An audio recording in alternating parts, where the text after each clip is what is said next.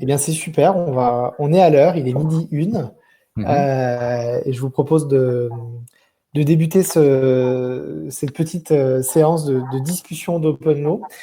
Donc, OpenLaw a décidé depuis le début du confinement et de la crise Covid qu'on connaît bien tous, d'organiser chaque semaine des rendez-vous informels entre les différents acteurs du droit. Myriam, tu pourras me compléter, mais je sais qu'on a eu des thésards en droit, on a eu des réseaux professionnels, on a eu des startups du droit. Et voilà, chaque semaine, on a des thèmes qui permettent à différents types d'acteurs du droit de venir nous parler un petit peu de la manière dont ils vivent, et ils s'organisent dans cette crise. Donc voilà, et donc cette semaine, le thème et l'idée, c'était de réunir des représentants de syndicats ou d'instances professionnelles et de discuter avec eux et d'échanger, de partager un petit peu quels étaient déjà les grands enjeux de la profession, parce que toutes les professions ne sont pas impactées de la même manière par cette crise.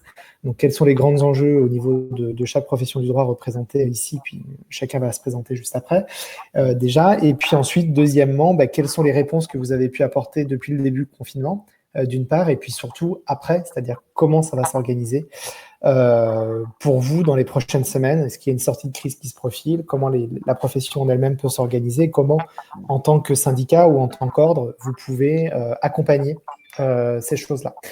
Donc juste avant de commencer, et Marc Aurèle, contrairement à ce que je t'avais dit, je l'ai dit aux autres tout à l'heure, on est bien enregistré et ça sera rediffusé ensuite sur YouTube. Donc on est sur une discussion qui doit être naturelle, qui doit être informelle. Mais voilà, s'il y a des choses qui doivent se dire de façon... sachez que les informations qui sont dites ici seront potentiellement publiques ou visibles ensuite sur YouTube. Donc voilà. Alors déjà, avant de commencer, je vous propose de faire un petit tour de table pour que chacun puisse se présenter et puis nous dire voilà, quel est votre rôle, quelle profession vous représentez, quel est votre rôle au niveau du syndicat ou de l'instance dans laquelle vous êtes. Et je vous propose de commencer par Nathalie, les femmes d'abord. Donc Nathalie, je te laisse débuter et puis ensuite on pourra... Emmanuel, vous pourrez nous parler de la CNCPI et puis Marc Aurèle pour l'UNHJ. Alors Nathalie, il faut que tu remettes ton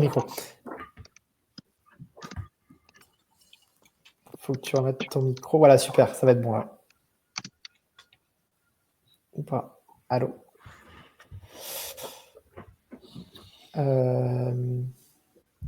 Alors, visiblement, on a perdu Nathalie. Bon, elle va revenir. Emmanuel, je vous propose de débuter du coup. Oui, je vais me présenter. Bonjour à tous. Donc, je suis Emmanuel Potvin. Vous m'entendez tous, c'est bon? Tout à fait, tout à fait. Un peu sauté, voilà. Emmanuel Potvin, conseil en propriété industrielle. Je représente ici la Compagnie nationale des conseils en propriété industrielle, dont je suis l'un des vice-présidents. Pour nous situer, pour ceux qui ne le sauraient pas, donc nous, conseils en propriété industrielle, nous sommes les professionnels libéraux en charge, dans le cadre de cette profession réglementée, d'assister, de représenter nos clients, les entreprises, dans toute leur stratégie d'innovation, protection de l'innovation. Donc nous nous occupons en particulier de marques, de dessins et modèles, de brevets, de contrats. Nous faisons des consultations en matière de contrefaçon, de liberté d'exploitation. Voilà. Nous assistons nos clients pour tout ce qui concerne leurs problématiques de propriété intellectuelle et de protection de leurs innovations. Et il y a évidemment beaucoup d'enjeux concurrentiels dans chaque domaine technique à ce sujet. Voilà. Marc Aurèle, si tu veux également te présenter, je vais essayer d'appeler Nathalie qui visiblement n'est pas revenue. Bonjour à toutes et bonjour à tous. Marc Aurèle Carucci, je suis huissier de justice à Rouen. Je suis membre du bureau de l'Union nationale des huissiers de justice, qui est un syndicat professionnel représentatif. Je m'intéresse, moi, de façon plus particulière à tout ce qui est impact des nouvelles technologies sur ma profession. et aussi de l'aspect social, puisque je siège dans différents organismes mixtes paritaires, comme la Caisse de retraite complémentaire de nos salariés ou à la Convention collective nationale. Donc, comme nous tous, nous avons été particulièrement impactés par cette crise, mais on va sûrement en parler. Voilà.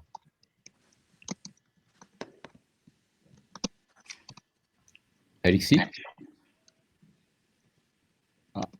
C'est bon. Nathalie, comme tu es de retour, est-ce que on te voit bien Et vous m'entendez? Et on t'entend, voilà, super, impeccable. D'accord. Bon, désolé, j'ai eu un bug chez moi. Bonjour à tous et merci Alexis de m'avoir invité. Alors moi, je suis Nathalie Attias, je suis ancien membre du Conseil de l'Ordre de Paris. Je suis par ailleurs présidente de la section parisienne du syndicat ACE, qui est le syndicat des avocats conseils d'entreprise. Et je suis par ailleurs toujours membre de l'incubateur du barreau de Paris. Oui, évidemment, je pense avoir toutes les casquettes pour vous indiquer comment la profession d'avocat a été impactée. Formidable. Alors, on devait avoir un représentant du cercle Montesquieu, mais hélas, il n'a pas pu se libérer au dernier moment. Donc, on va faire entre professions, entre avocat, huissier et conseil en propriété industrielle. Déjà, je vous propose, alors, on va continuer sur le même ordre de tour de table. Aujourd'hui, concrètement, cette crise, elle impacte comment vos cabinets, vos études et d'une manière générale la profession? Donc, je vais demander à Emmanuel de nous donner des informations au niveau des CPI et puis ensuite Marc-Aurèle et Nathalie. Oui, merci. Alors, je ne serai pas très original en vous disant que, évidemment, cette crise a été très brutale. Elle a forcé une grande partie de la profession, donc des cabinets, à passer très vite en télétravail, comme vous l'imaginez. Il faut voir que dans notre profession, on a des cabinets de tailles différentes. Certains, le plus gros fait près de 300 personnes, et il y a par ailleurs à l'autre extrémité du spectre des cabinets unipersonnels qui sont techniquement plus ou moins avancés dans l'utilisation des dossiers numériques, des outils numériques, pardon. En tout cas, ils ont dû, d'une façon ou d'une autre, tous basculer en télétravail. Ça s'est fait très facilement pour les uns et de façon un peu plus compliquée pour d'autres, mais voilà, tout le monde y est passé. On a la chance d'être dans une profession où les aspects de dématérialisation sont assez avancés. Je pense par exemple à nos opérations de dépôt, de demande de brevets, de demande d'enregistrement de marques auprès des offices, Institut national de la propriété industrielle en France, Office européen des brevets, et également les autres offices internationaux. Tout ça se fait depuis assez longtemps de façon électronique. Donc, je dirais que ce qu'on faisait de façon électronique depuis les cabinets, eh bien, on s'est mis à le faire de façon électronique en télétravail, c'est-à-dire depuis les domiciles. Voilà. Nos échanges avec nos clients qui sont très étroits se font aussi depuis longtemps par des courriels ou par téléphone. Donc, ça a pu également se faire dans le cadre du télétravail sans grosse difficulté. Là, je vous parle des aspects professionnels, l'activité professionnelle, mais je suis aussi ici et surtout avec une casquette institutionnelle. Notre compagnie, qui donc regroupe l'ensemble des plus de 1000 professionnels, a aussi beaucoup d'activités en elle-même, activités de réunion, formation, animation, activités institutionnelles. Et là aussi, il a fallu changer de mode de fonctionnement. Alors, un des gros impacts, ça a été sur toutes les conférences que nous organisons et celles aussi auxquelles nous participons, et puis toutes les actions de formation que nous mettons en œuvre auprès des confrères et des consoeurs CPI. Et bien de ce côté-là, on est en train de s'adapter, c'est-à-dire que toutes les conférences, les formations, les séminaires que nous faisions sur un mode présentiel, comme on dit aujourd'hui, eh bien, on est en train de les basculer pour adopter un fonctionnement de webinar, donc d'intervention en ligne. Voilà, donc on est en train de travailler là-dessus et ça va se mettre en place. Voilà. Voilà pour l'adaptation de nos activités professionnelles et de nos activités institutionnelle dans le cadre de notre profession de conseil en propriété industrielle. Voilà, je pourrais détailler certains aspects. J'ai une question que je vous pose tout de suite, Emmanuel. En termes économiques, les cabinets, qu'ils soient grands ou petits, vous avez une continuité de l'activité. D'accord, d'abord, vous êtes petit, mais également vos clients continuent à avoir des besoins et à avancer. Alors effectivement, j'aurais pu aborder ce point. Nos clients sont des industriels, des entreprises commerciales, des institutionnels, des organismes de recherche, des organismes publics parfois, donc dans des stratégies de protection de marques, d'innovation technique, etc. Et bien sûr, les industriels et les privés sont très impactés pour certains par la perturbation économique. Pas tous, évidemment, comme vous le savez, hein, vous êtes tous au courant des contrastes qui existent. Certains sont impactés, donc les cabinets qui ont une clientèle de cette nature sont impactés aussi. Et donc, on a des cabinets qui recourent à des mesures de chômage partiel. Alors, chômage partiel, comme je devrais dire, c'est-à-dire, en général, pas sur l'intégralité du temps des collaborateurs, mais sur une partie des jours de la semaine ou une partie de la journée.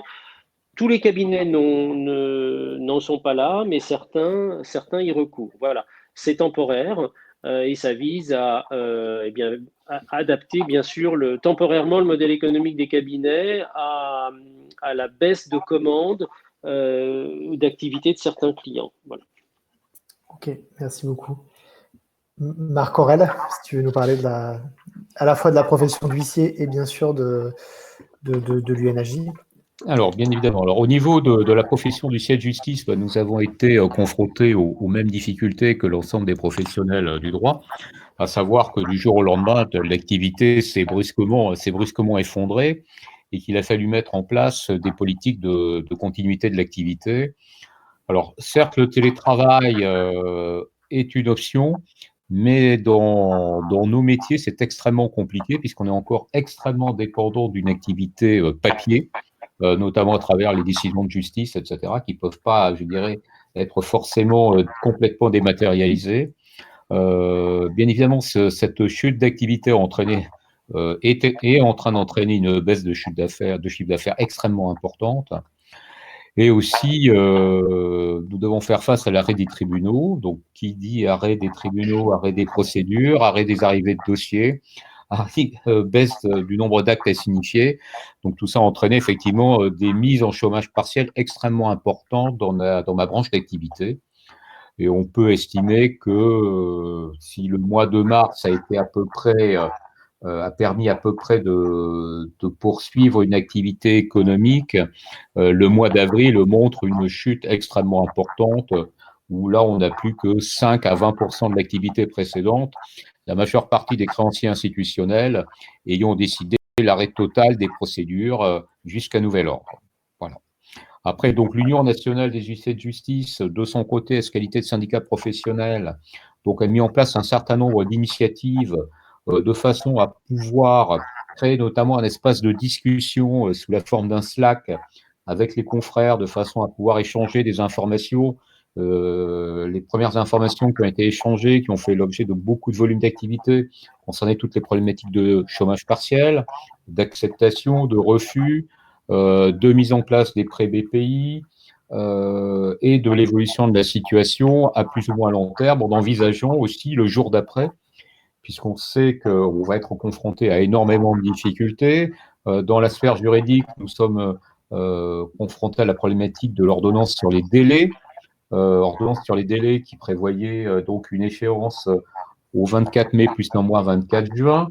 Là, on nous parle d'une prolongation de l'état d'urgence sanitaire à partir de samedi, donc qui amènerait la fin de cette période d'urgence sanitaire au 24 juillet. Donc, si on rajoute un mois, ça fait 24 août, ce qui fait qu'effectivement, on va avoir un creux énorme de plus de 5 à 6 mois avant une reprise d'activité normale. Et quand on entend les déclarations du gouvernement sur l'arrêt du dispositif de chômage partiel tel qu'il est aujourd'hui au 1er juin, c'est tout simplement, je dirais, de l'inconscience, puisque là, ça va se traduire non plus en chômage partiel, mais sûrement en licenciement sec dans tout un pan de l'économie, et notamment aussi dans les professions juridiques. Après, l'Union aussi a essayé d'envisager aussi quand même un peu la reprise, notamment en essayant d'aider les entreprises à se mettre en conformité avec les règles de sécurité concernant le Covid-19, puisque le 11 mai, il va falloir vraiment que les entreprises appliquent de façon extrêmement stricte ces règles et prouvent leur application.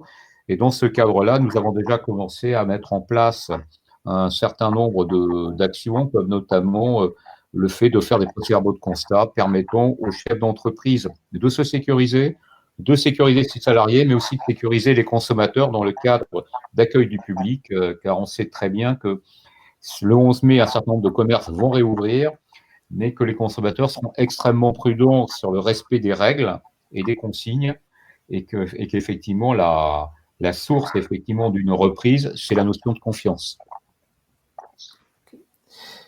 Ok. Merci Marc-Aurèle pour ces éléments. On aura l'occasion de revenir sur certains points. Nathalie, pour le barreau de Paris, l'incubateur et la CE, du coup, si tu peux également nous partager un petit peu ce qui se passe au niveau de la profession d'avocat.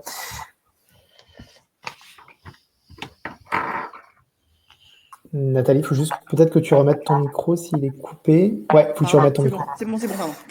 Donc oui, alors évidemment, c'est une palissade de dire que la profession d'avocat a été impactée. D'abord, je rappelle quand même que la profession d'avocat, son ADN, c'est l'interaction et l'échange. Donc forcément, l'isolement est compliqué pour les avocats en temps normal. C'est d'ailleurs ce que je disais aux jeunes avocats qui prêtaient serment. Je leur disais que leur pire ennemi était l'isolement. Donc le confinement est forcément très compliqué à vivre. Donc en vérité, pour l'avocat, on a eu des difficultés de deux ordres. Donc la première, en effet, c'est, on n'en parle pas beaucoup, mais il y a aussi un impact psychologique pour les avocats, mais également tous les cadres qui se retrouvent du jour au lendemain à ne plus pouvoir interagir. Et puis évidemment économique. Économique, c'est simple, puisque l'économie est à l'arrêt. Les entreprises le sont. Je parlais hier avec le président de la FJE, qui est l'Association française des juristes d'entreprise, qui me disait que grosso modo, il y avait trois catégories d'entreprises. Il y a celles qui évidemment s'en sortent parce qu'elles sont importantes, elles sont agiles, elles avaient déjà entamé leur innovation, leur transformation numérique. Et celle-là arrive à s'en sortir. Il y a les entreprises qui n'étaient pas du tout préparées à une mise en télétravail du jour au lendemain, comme ça s'est passé, et donc qui ont des difficultés aujourd'hui à travailler de manière dématérialisée. Et puis il y a les autres qui sont alors lui, il utilisait le terme de collapse, on a compris ce que ça veut dire, qui sont en menace vraiment d'écroulement. Donc forcément, si les entreprises sont en difficulté, et les clients particuliers qui ne font plus rien, qui sont en activité partielle et qui donc, à part les difficultés familiales pour le coup dont on a entendu parler et qui existent, puisqu'on se retrouve dans le cercle familial, pour le reste, c'est une activité qui est totalement à l'arrêt. Donc forcément, les avocats ont été impactés de ce point de vue-là. Avec une difficulté supplémentaire pour nous, puisque nos collaborateurs sont des professions libérales, en activité libérale, et donc nous, on ne peut pas les mettre en chômage partiel. Voilà. On n'a pas pu utiliser l'activité partielle pour nos collaborateurs, et ça, c'est une vraie difficulté pour les cabinets, puisqu'il a fallu continuer à payer les charges les rétrocessions des collaborateurs. On a pu mettre en activité partielle que les salariés. Donc ça, c'est pour l'état des lieux. Impact de cette crise. Alors évidemment, on a pris énormément de mesures. Donc il y a eu des mesures qui ont été prises à la fois par les instances ordinales, donc je vais vous parler du barreau de Paris, et puis également syndicales, et je vais vous parler de ce que nous avons fait, nous, à la CE. Donc pour le barreau de Paris, on a la chance d'avoir ce qu'on appelle un incubateur, qui est une commission spécifiquement dédiée à tout ce qui est activité numérique et transformation numérique de l'avocat. Donc, dans le cadre de ce plan numérique, il y a eu énormément de séminaires de formation qui ont été donnés par les membres de l'incubateur. Notamment, immédiatement, on a mis en place un guide des outils, des meilleurs outils à utiliser dans le cadre du confinement, parce que nous avons aussi une problématique importante qui est celle du secret professionnel. Donc, il fallait utiliser des outils qui permettaient de garantir la protection des données et le secret professionnel. Évidemment, on a accéléré notre réflexion sur la transformation numérique des cabinets, on le voit bien, et s'il y a une leçon qu'on doit retenir de cette crise sanitaire, c'est qu'il va falloir réfléchir à notre mode d'exercice, mais pas uniquement les avocats. Je pensais aux huissiers, par exemple. Je pense qu'il est important aujourd'hui de réfléchir à tout ce qui peut contribuer à la notification électronique. Moi, je le vois, c'est compliqué de notifier des actes pendant la période de confinement parce que la poste n'est pas fiable. Et j'ai vu une lettre de licenciement notifiée par l'huissier, mais en même temps, c'est pas facile de trouver un huissier, donc c'est compliqué. Il y a des choses à mettre au point et à affiner, je pense. Ce sont les enseignements qu'on doit tirer. Alors évidemment, on a fait énormément de webinars. Je vais reprendre une phrase d'un de mes confrères de l'incubateur du barreau de Paris, Éric Le Calennec, que j'aime bien. Donc c'était des webinars pratico-pratiques. Donc en fait, c'est du pratico-pratique au prospectif. Voilà. Donc ce que nous avons vécu doit nous amener à réfléchir sur l'avenir. À la CE, instance syndicale, pareil, on a immédiatement mis en place des fiches thématiques pour aider les confrères. Parce que isolement, qui dit isolement, le remède, c'est l'entraide et la solidarité. Donc, on a mis en place des fiches thématiques sur toutes les matières, évidemment en matière sociale, pour aider les avocats à conseiller leurs clients dans la mise en place du télétravail, dans la mise en place de l'activité partielle. Là, on est en train d'organiser un webinar qui sera le 7 mai sur comment aider les entreprises à organiser la reprise de leur activité. Je ne sais plus qui disait cela, je pense que Marc Aurèle, je me souviens plus, qui disait que les employeurs vont être obligés de mettre en place des mesures très strictes. Mais ça va être compliqué juridiquement, parce qu'il y a une chose qui est l'obligation de sécurité de l'entreprise, de l'employeur, qui l'oblige à prendre toutes les garanties pour pouvoir permettre le retour de ses salariés en toute sécurité, sauf que les garanties qu'on demande aux entreprises de mettre en place, le gouvernement lui-même n'est pas en mesure de faire. Il n'est pas en mesure de garantir la sécurité des citoyens. Et nous, employeurs, on est supposé le faire.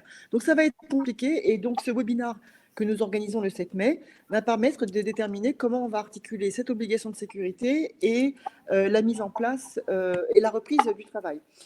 Voilà, et donc je pense, pour terminer, qu'il est important qu'on sorte de toutes ces... Je ne sais pas si vous êtes comme moi, mais moi, personnellement, je n'en peux plus d'entendre parler du Covid. Enfin, c'est H24, c'est tout. Où que vous posiez les yeux, c'est Covid, confinement, arrêt d'activité. Je pense qu'il faut vraiment qu'on sorte de cette dynamique et qu'on rentre dans un discours d'ouverture et de prospective. Donc là, c'est important de réfléchir sur comment on va arriver à s'en sortir. Évidemment, seuls les plus agiles vont arriver à s'en sortir, c'est-à-dire ceux qui ont déjà organisé leur transformation numérique ou qui sont capables de s'inventer, de se réinventer. Il va falloir que les instances réfléchissent. Moi, je pense par exemple aux contraintes entre guillemets déontologiques. Il va falloir faire évoluer nos déontologies, c'est impératif. J'ai un exemple qui me vient à l'esprit, c'est la rémunération de l'apporteur d'affaires. Il faut aujourd'hui aider les professionnels à développer leur activité et essayer de faire tomber le maximum de freins au développement de l'activité. Je pense également à l'interprofessionnalité. En période de crise, l'union fait la force. Et il faut absolument encourager toutes les possibilités de travailler ensemble, chacun dans son périmètre. Voilà, moi, ce sont les réflexions que je voulais vous livrer sur comment je vois la sortie de crise. Évidemment, ça ne va pas être demain, ça va être très long, je suis d'accord avec vous. Je pense qu'on n'aura pas de retour à la normale avant la fin de l'année, et en trésorerie, il va falloir tenir. Et nous, malheureusement, les professions libérales, la seule possibilité que nous avons, c'est d'emprunter, ce qui est quand même extraordinaire. C'est-à-dire que les commerçants, je vois les restaurants, on leur propose des annulations de charges, mais nous, les professions libérales, on est totalement absents. Je ne sais pas si vous avez écouté le Premier ministre, mais toutes les communications de notre gouvernement, je n'ai jamais entendu le mot justice. Jamais. Notre ministre de la Justice ne parle jamais de nous. elle ne parle que de la reprise des magistrats, des greffiers, mais les avocats et tous les auxiliaires de justice, on n'en parle pas. C'est quand même un vrai problème. Ok. Pardon. Merci beaucoup. Marc Aurèle, tu voudrais réagir? Oui, tout à fait. Moi, je vais rebondir sur ces propos en disant qu'effectivement, ce qui est consternant, c'est que les auxiliaires de justice, au sens large, sont les grands oubliés de cette crise et qu'effectivement, on a une ministre qui montre quand même une très faible considération envers ces professionnels-là. D'ailleurs, nous sommes toujours absents de ces communications en matière de soutien. Je n'ai jamais vu un mot de sa part, y compris sur ses comptes Twitter, marquant un soutien aux auxiliaires de justice dans cette période. Or, aujourd'hui, on nous demande, malgré tout, de continuer par moments de façon extrêmement brouillonne et désordonnée à l'œuvre de justice. Je pense notamment en matière pénale, on nous demande de faire des significations, des citations en cette période, sans se préoccuper si on a du gel hydroalcoolique, des masques ou des choses comme ça. Donc c'est quand même assez surprenant. De même, la réouverture des tribunaux est complètement désordonnée. Quand on regarde ce qui se passe à Paris, Lyon, Marseille, Rouen ou ailleurs, il n'y a aucune ligne directrice commune. Tout est parcellaire, tout est éclaté. Alors, certes, au niveau des magistrats, il y a quand même une certaine considération au niveau du travail des auxiliaires de justice, notamment au niveau terrain, mais au niveau central, on a vraiment l'impression que nous sommes les grands oubliés, y compris des mesures économiques. Peut-être sommes-nous trop gentils, peut-être avons-nous des représentants professionnels un peu trop timorés, un peu trop parisiens, peut-être. Voilà. Je vais reprendre la parole là-dessus. Oui. S'il y a bien une profession à laquelle on ne peut pas imputer ce genre de propos, c'est celle d'avocat. Oui. Des avocats, je voudrais quand même signaler que cette crise aujourd'hui se greffe sur la grève des avocats depuis le début de l'année contre la réforme des retraites. Donc, on a été très actifs dans cette réforme. Peut-être qu'au contraire, on aurait dû essayer plus de négocier. Moi, c'est mon point de vue. Je pense que les actions, les coups d'éclat et les actions violentes ne servent à rien. On le voit bien de toute façon. Malheureusement, on ne pèse pas. On ne pèse pas. Le ralentissement de la justice ne fait pas peur au gouvernement et ils ont le pouvoir démocratique, ça on n'y peut rien, c'est comme ça. Donc au contraire, je pense qu'il faut travailler à une action de négociation pour arriver à faire entendre. Je sais qu'en tout cas le CND est en communication constante avec, et l'Ordre des avocats de Paris en communication constante avec le ministère de la Justice. Mais je suis d'accord avec vous. La reprise des juridictions se fait de manière assez lamentable et puis, je ne sais pas si vous le savez, mais je suis obligée un peu de prêcher un peu pour ma paroisse, mais malheureusement, là, ce qui est envisagé pour la reprise de la Cour d'appel de Paris, par exemple, c'est de commencer des procédures sans audience. C'est-à-dire que nous, les avocats, on est complètement écartés de la justice, du fonctionnement de la justice. Et ce n'est pas un propos corporatiste que de vous dire ça. C'est que quand les avocats sont écartés du système juridictionnel, ce sont les citoyens qui sont écartés de l'accès à la justice.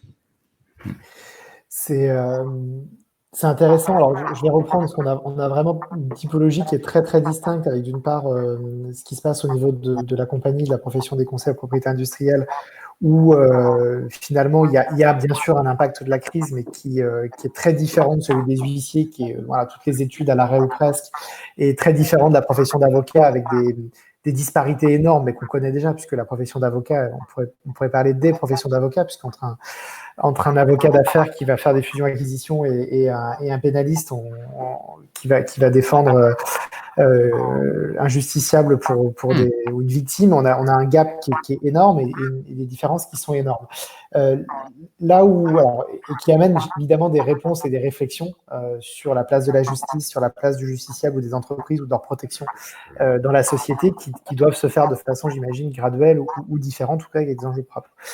Si je reprends un petit peu là où on peut probablement trouver des échanges et des atomes crochus entre entre vous trois, c'est sur les initiatives que vous avez pu prendre au niveau soit des syndicats, soit de la compagnie. Emmanuel, vous nous parliez tout à l'heure d'adaptation en cours de votre côté sur la mise en place de conférences, de formations à distance.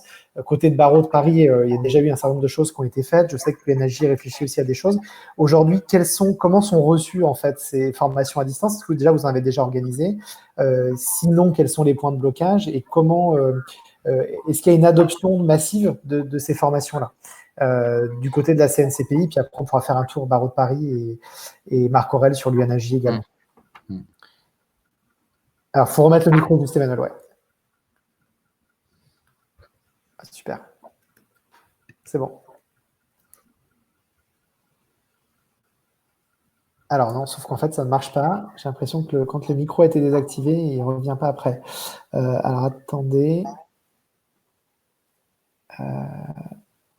Ouais, remettez le micro peut-être. J'ai l'impression qu'il a été coupé, Emmanuel. Non, je ne sais pas, on ne vous entend pas.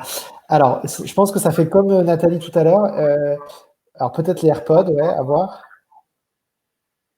Non, toujours pas. Sinon, ce que je vous invite à faire, c'est sortir de la conférence et revenir juste après. C'est ce qu'a fait Nathalie, ça a fonctionné.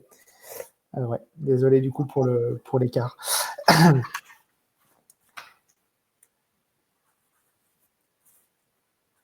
Hop, on va attendre juste qu'Emmanuel revienne.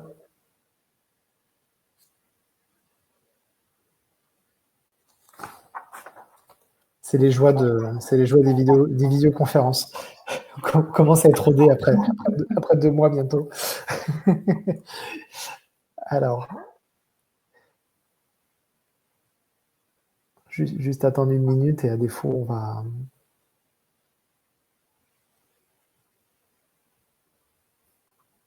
Bon, le temps qu'Emmanuel revienne, Nathalie, si tu peux nous parler un petit peu à la fois des formations qui ont été mises en place par l'incubateur, par l'Ordre du Barreau de Paris.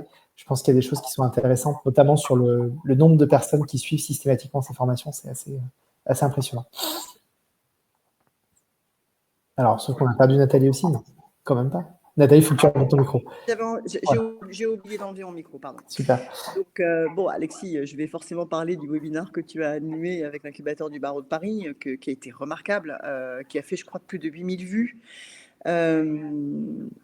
C'est ça? En direct, 1000. Après, c'est possible qu'avec les réseaux sociaux, on cumule. Voilà, c'est ce que j'ai entendu. C'est derrière, après, oui, ça a fait grosso modo, c'est ce que nous ont rapporté les membres de l'incubateur. Mais et ce qui me conforte dans le discours qu'on doit tenir aujourd'hui, c'est-à-dire, c'est comment on va aujourd'hui faire face, reprendre cette activité et essayer de réfléchir à l'après. C'est ça, tirer les enseignements de ce qui s'est passé, à la fois sur notre façon d'exercer. On voit bien, finalement, que les réunions et les formations en présentiel, c'est pas forcément le plus intéressant, puisque tout ce qui est ces réunions et ces formations digitales et dématérialisées, elles fonctionnent très très bien et on a énormément de monde. Mais il faut, je pense, cibler des webinaires qui sont courts, parce que honnêtement, 2 heures de connexion devant un écran, c'est quand même assez épuisant. Je pense que des webinaires d'1 heure, c'est vraiment très bien. Et puis, et de privilégier des thématiques qui permettent d'aider les avocats, enfin tout le monde à réfléchir à l'après. Donc, c'est ce que tu as fait, toi, tu peux peut-être en parler, Alexis, de ce que tu as fait avec l'incubateur du Barreau de Paris. Oui, on peut en toucher un mot. En fait, je partage ton constat. Il y a un truc, moi, alors, je fais de la formation et depuis... Emmanuel est de retour, voilà.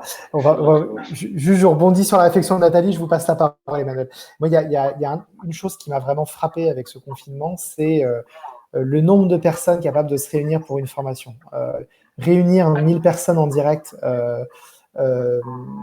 sur les sujets qui sont les miens, il y a peut-être aussi un phénomène qui est lié à ça, mais je crois qu'il y a eu d'autres conférences du Barreau de Paris qui ont réuni énormément de monde en direct. Donc, réunir 1000 personnes, c'était impossible. Pourtant, on avait des événements toutes les semaines quand on arrivait péniblement à réunir une centaine de personnes à un événement. Et là, on a systématiquement des rendez-vous avec plus de 1000 personnes qui suivent la formation, qui suivent les propos. Donc, il y a vraiment... Alors, peut-être que les gens, effectivement, que les avocats sont un peu plus disponibles.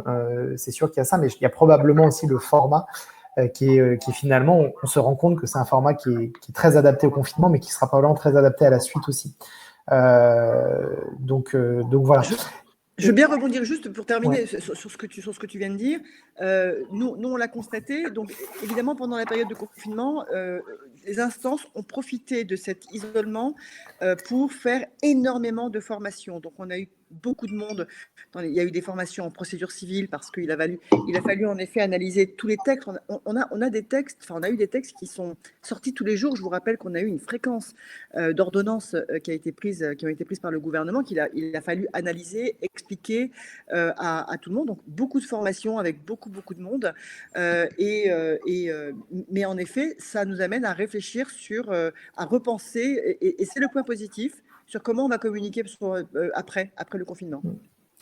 Emmanuel, de votre côté, au niveau de la CNCPI, comment ça s'organise, la mise en place de ces formations à distance? Déjà, est-ce que c'est effectif? Est-ce que ça rencontre un succès? Alors, voilà, je suis de retour parmi vous. Je précise que depuis le début des échanges, je n'entendais strictement rien de ce que dit Marc Aurèle. Je ne sais pas si Plus ça a fort, changé. Non, pourtant. Je pense maintenant, je l'entends. Voilà. Oui, normalement. C'est parfait. Voilà. Mais en tout cas, j'ai raté toutes vos interventions, contrairement à celles des deux autres intervenants. Bon, mais d'accord. Bon, voilà. Pour répondre à votre question, bon, nos formations à la compagnie, puisqu'on est une voilà, tu vois, c'est ça les limites de la technologie, voilà. en fait. Exactement, voilà. Quand ça marche, nos c'est formations génial, mais quand ça marche pas, c'est compliqué. Voilà, vous m'entendez, c'est bon? Oui, c'est bon, c'est bon. Nos formations sont à plus petite échelle puisqu'on est une profession de 1050 CPI, donc on a commencé à en faire. Moi, je n'ai pas participé à aucune d'elles pour l'instant. Je crois que ça se passe assez bien. En revanche, je peux dire un mot d'une problématique tout à fait similaire qui se pose côté universitaire, puisqu'on est une profession où les praticiens doivent passer un certain nombre de diplômes et suivre des formations pour être pleinement qualifiés.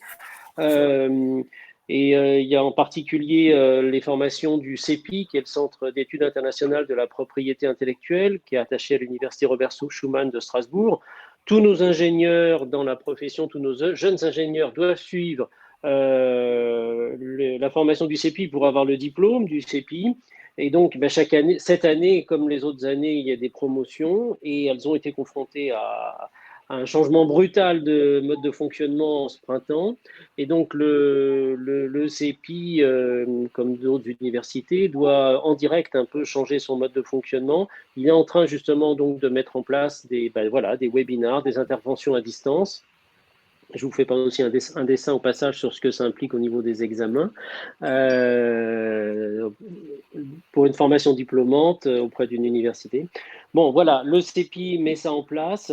Il y a des problèmes techniques un peu analogues à ceux qu'on vient de rencontrer, évidemment. On connaît ça au quotidien.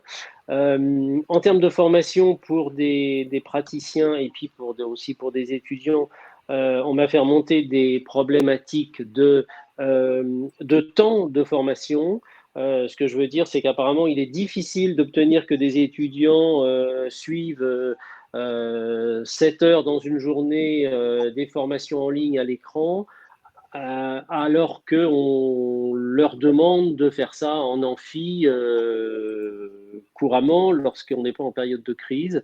Donc, du coup, ça oblige aussi à un réaménagement des horaires, une réduction de ces horaires, donc une réduction du programme. Et donc là, on retombe sur les problématiques qu'on connaît partout actuellement dans l'enseignement, non seulement dans l'enseignement supérieur, mais aussi évidemment dans le secondaire, dans le primaire, sur l'adaptation en direct de l'enseignement à ces problématiques-là, à la problématique de la crise. Voilà. Guylaine Kiesel me dit qu'elle cherche à nous rejoindre, mais elle ne voit et n'entend rien. Voilà, au passage.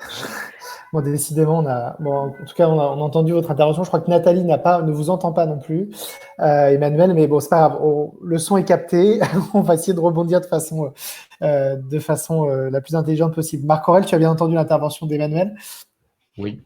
Ok. Alors, moi, j'aimerais juste poser une question à Emmanuel et Marc Aurèle également, qui est il y a cette logique effectivement de mise en place de formation avec les difficultés qu'on peut rencontrer. L'exemple universitaire est particulièrement intéressant, Emmanuel. Il y a également un autre point donc formation, mais également comment on fait pour casser cet isolement. Alors il y a effectivement que certaines petites structures ou des individuels pourraient avoir. Donc il y a effectivement tous les aspects de formation, mais quels sont les autres moyens que vous avez pu mettre en place qui ont permis de souder un petit peu, ou en tout cas permettre à chacun d'échanger, de partager différentes choses. Donc, alors, au niveau, il y a deux niveaux de réponse. Il y a l'aspect institutionnel au niveau de la compagnie et puis l'aspect de nos cabinets. L'aspect institutionnel, on avait déjà travaillé ces dernières années sur les aspects de dématérialisation. Je veux dire très concrètement, on doit tenir une ou deux assemblées générales dans notre compagnie, statutairement, au moins une par an pour des aspects budgétaires, par exemple. Eh bien, on avait travaillé ces dernières années à faire cette assemblée générale de façon dématérialisée, c'est-à-dire en ligne, avec un système de vote électronique au préalable, et puis une AG qui est tenue en ligne, comme ça se fait actuellement. Bon. Heureusement, on était préparé, donc celle qui était prévue pour le mois de mars a pu avoir lieu sans problème. Et donc, heureusement, là, tout était en place. Au niveau de la compagnie, nous avons site internet, newsletter, on peut répondre aussi au téléphone, on échange des courriels, ça se passe assez bien. On a le deuxième niveau de réponse, c'est donc au niveau de nos cabinets. Là, je dirais, évidemment, les réponses changent d'un cabinet à l'autre.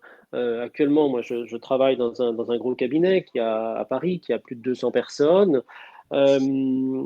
Les problématiques qu'on rencontre, je pense, sont des problématiques que rencontrent les autres professions qui sont présentes ici et puis beaucoup d'autres au niveau du télétravail et de la mise en télétravail intégral de beaucoup de collaborateurs. Voilà. Guylaine me dit qu'elle nous entend, elle doit sûrement chercher à nous rejoindre. Donc je continue pour poursuivre là-dessus.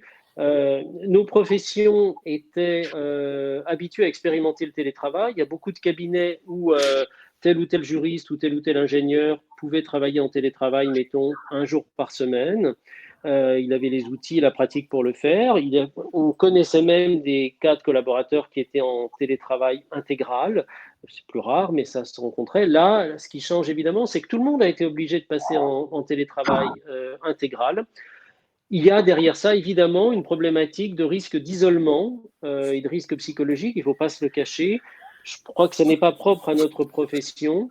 Mais dans nos cabinets, je crois que tout le monde fait des efforts à tous les niveaux pour entretenir un échange oral au téléphone, de préférence en visioconférence pour qu'on se voit aussi, parce qu'évidemment, comme vous le savez, le travail, il y a aussi une dimension d'échange social, et donc il faut maintenir ce lien, même lorsqu'on se retrouve tous isolés dans nos domiciles pour traiter les affaires à distance. Voilà. Okay. Je ne sais pas si Guylaine a pu nous rejoindre et si elle peut intervenir. Pas encore, apparemment. On a Désolé, Guylaine, si vous nous entendez. Marc-Aurèle, si tu veux nous parler un petit peu des initiatives menées aussi au niveau de la profession, via le syndicat. Alors, on peut parler aussi un petit peu plus largement de la profession, puisque notre ordre professionnel dispose d'un organisme de formation qui s'appelle Académis, et que dans cette période de confinement, l'ensemble des formations a été très largement ouvertes tant aux titulaires huissiers de justice qu'à leurs salariés pour accéder à l'ensemble des contenus qui sont en ligne. Donc ça, c'est au niveau de l'ordre professionnel. C'est d'ailleurs une initiative que je salue. Et l'Union, elle aussi, a utilisé ces moyens, notamment à travers de webinars, pour sensibiliser tant les entreprises que les confrères sur les risques liés au Covid-19, les mesures à mettre en œuvre pour s'en protéger et pour envisager les reprises d'activité. Ce sont quand même des outils qui sont très importants parce que ça permet quand même de maintenir le lien entre des professionnels qui peuvent se sentir, je dirais, assez abandonnés. Et c'est vrai que les outils comme ça de travail à distance, comme les systèmes de visioconférence ou l'ouverture de webinars, permet quand même à la parole de circuler, quelque part d'exorciser un certain nombre de peurs, de craintes ou de faux espoirs, car on parle de crise, la crise, elle n'est pas encore arrivée, la crise, elle est à venir. La crise, elle va elle va apparaître au grand jour dans nos différentes professions d'ici, je dirais, 4 à 5 semaines. On n'a pas encore mesuré, je pense, dans nos professions, l'impact économique de cette crise. Voilà, car on vit encore sur des facturations qui ont été faites, je dirais, en fin d'année, début d'année. Mais là, on va vraiment prendre le mur en plein dans la figure. Et je pense qu'il faut être vraiment très revendicatif. Je prends l'exemple des restaurateurs. Les restaurateurs n'ont pas hésité à lancer de véritables campagnes de presse qui ont conduit tout de suite, je dirais, l'exécutif à être reçu non pas par le ministère, mais directement par Emmanuel Macron vendredi dernier. Et suite à cette réunion avec Emmanuel Macron, à obtenir sur le champ des annulations de charges et un relèvement des seuils. Donc, je crois que je pense que dans le monde de la justice, nous sommes des fois un peu trop policés, et c'est pour ça que nous sommes malheureusement aujourd'hui dans un pays qui ne connaît que des rapports de force, et des rapports de force pas forcément basés sur la violence, mais basés sur l'utilisation des médias. Je crois que là, ça entraîne aussi chez nous une remise en cause nécessaire, je pense. Voilà. Merci beaucoup, Marc-Aurèle. Il est déjà 13h-10. Je vous propose de faire une dernière passe plus prospective, et tu l'as déjà un petit peu introduit, Marc-Aurèle. Alors, même si on comprend que vos professions ont des enjeux qui sont distincts, on comprend dans tous les cas que l'activité va diminuer, va s'organiser différemment. Est-ce que chacun d'entre vous pourrait me dire quelques mots sur quelques mots, allez, d'optimisme quand même si le plus dur reste peut-être à venir, mais sur cette crise et sur la manière dont votre profession et via vos instances ou vos syndicats, vous allez pouvoir accompagner, aider chacun à surmonter ce qui va se passer dans les prochaines semaines. On peut commencer par Nathalie. Allez, Nathalie, si tu veux faire la conclusion de ton côté, et puis après je passerai la main aux autres. Oui, non, mais Marc-Aurèle a raison. C'est le pire est devant nous, mais il faut, je pense, donner à tous des perspectives plus optimistes. Et je pense qu'en fait, il y a deux axes. En tout cas, chez les avocats, il me semble que on doit faire suivre deux axes de développement. Le premier, c'est véritablement opérer la transformation numérique des cabinets d'avocats. On le voit bien, bon, moi personnellement, je n'ai pas souffert parce que, sur le plan technologique, je veux dire, puisque moi, mon cabinet est dématérialisé depuis de nombreuses années, donc les dossiers papier ont vocation à disparaître, et on voit bien, c'est vraiment un enseignement qu'on doit tirer, c'est celui-ci, c'est faire en sorte que les avocats soient en mesure, parce que cette crise qui est venue, rien ne nous dit qu'elle ne va pas se reproduire, hélas. Malheureusement, il va falloir vivre avec. Donc ça, c'est le premier axe, c'est transformation numérique des cabinets et toutes les opérations de promotion du développement entrepreneurial. Et deuxièmement, je pense vraiment changer de posture. Ce que nous a dit Marc tout à l'heure est très vrai. Les juridictions vont reprendre, mais de manière très hiératique. On ne sait pas trop comment ça va se passer. Mais en tout cas, il y a une chose qui est certaine, c'est que les audiences vont reprendre. Les greffes étaient fermées, donc du coup, les dossiers qui sont arrivés vont être audiencés et on va avoir un vrai embouteillage, ce qui signifie qu'aujourd'hui, on ne sait pas du tout quand une affaire qu'on a audiencée, qui sera audiencée dans le prochain mois, sera entendue devant le tribunal. Donc, le seul moyen d'arriver à surpasser cet encombrement et cet engorgement des juridictions, ça va être de développer tous les modes de règlement alternatifs différents. Donc, je pense, mais ça suppose qu'on change de paradigme, qu'on change de posture. Je crois d'ailleurs, Alexis, que tu vas animer un webinaire sur cette thématique. Ça me paraît tout à fait opportun. Complètement. Emmanuel, pour les conseils en propriété industrielle. Ah, Guylaine, on vous voit. Guylaine est là. Je pense qu'elle peut conclure à ma place. Guylaine, on vous a vu un instant et vous avez Alors, redisparu. elle est là, mais Oui, je ne sais pas si elle a branché son micro. Super, Si, on elle- vous entend. Tu peux brancher mon Impeccable. micro, mais tu peux le faire. Comme vous voulez. Alors, je suis désolé, du coup, ce sont les mots de Alors, conclusion. juste un petit mot à ce moment-là, et puis je laisserai Guilhem compléter. Je pense que pour l'avenir, il y a différents enjeux. Il y a d'abord la question du déconfinement, c'est-à-dire que nos cabinets doivent réfléchir au retour progressif des collaborateurs dans les cabinets.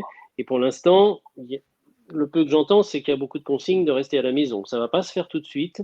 Même si on va permettre à certains collaborateurs de revenir. Comme vous l'avez dit, comme l'a dit Nathalie, on est face à une crise qui est potentiellement très longue. On entend un peu dans la presse parler de cette étude de Harvard là, qui prévoit des perturbations importantes pendant 1 an et demi, peut-être 2 ans, jusqu'à ce qu'on ait un vaccin. Donc il faut que tout le monde s'adapte pour supporter le choc sur une longueur très importante. Après, je crois que beaucoup de choses qu'on pourrait dire, malheureusement, vont être spéculatives. Voilà. Donc, je préfère être très prudent. Je vais laisser la parole à Guylaine si elle veut compléter. Malheureusement, je ne suis pas sûr de l'entendre. J'ai le même problème d'audition qu'avec Marc Aurèle. Mais je vais me déconnecter et me reconnecter. Voilà. Oui, moi je pense que cette crise qui est venue subitement nous a quand même permis de voir que la profession était globalement bien préparée. Tous les cabinets ont pu rapidement se mettre au télétravail. On voit qu'il y a un changement dans l'état d'esprit des collaborateurs. C'est-à-dire qu'ils considèrent que ce télétravail peut être une opportunité demanderont certainement beaucoup plus de flexibilité.